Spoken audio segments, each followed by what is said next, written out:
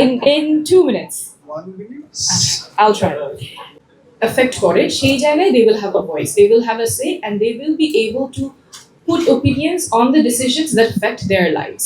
So those are the changes we need at the local level, at the grassroots level, যাতে করে রতন ভাইয়ের যে সমস্যাগুলো সেগুলো একদম মানে যে অনেক দূরে আছে তার লাইফের সাথে যে সম্পৃক্ত না সেই ডিসিশনগুলো যাতে ওই জায়গা থেকে না আসে, রতন ভাইয়েরও যাতে একটা অধিকার থাকে, তার জীবনটা যেভাবে চলছে তার সমস্যাগুলো নিয়ে কথা বলার অধিকার আছে এবং সেই সমাধানটা যেখান থেকে আসবে সেখানে তারও একটা মতামত হতে থাকে।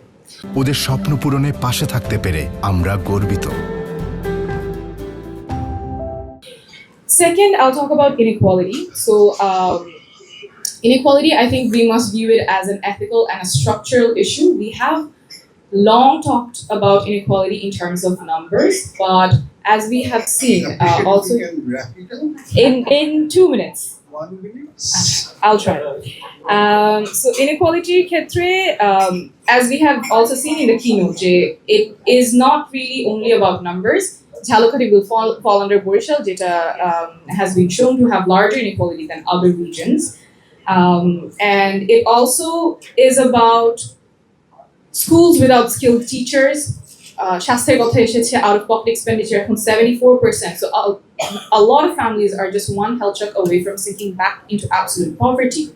It is about the man Rajiv Haldar, jar education ache, he's a graduate but he doesn't have connection, he doesn't have a job. So amader kaj is not only to equalize income but to equalize access, universal healthcare, universal education that links to employment, and open budgets. This is again something we have talked about in our manifesto, যেখানে বাজেটগুলো উন্মুক্ত থাকবে, মানুষ জানবে তার টাকা কিসে খরচ হচ্ছে। And when you make this transparent, when procurement is transparent, you pave the way for accountability. And that is how we would eventually dismantle inequality, not through charity, but through justice. And last point, I think that has come up again and again. Of course, we have a lot of policies, we have a lot of solutions, but who is to implement that? And the third thing that I would say is poverty and inequality, these are not technical, these are very much political. It is not by accident. Rotan Bhaiyer story, ekta story na. Eta hajar hajar manusher golpo. And it is because of a process of decades of collusion between power, bureaucracy, and business that has kept people away from being able to access their rights, and that has turned the state almost into a private enterprise. Power has been used to accumulate, not to serve.